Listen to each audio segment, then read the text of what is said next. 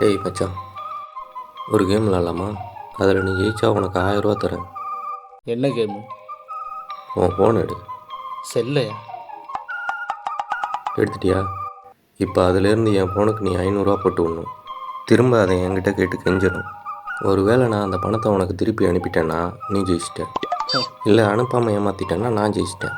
Okay? டேய், இதெல்லாம் என்னடா கேமு?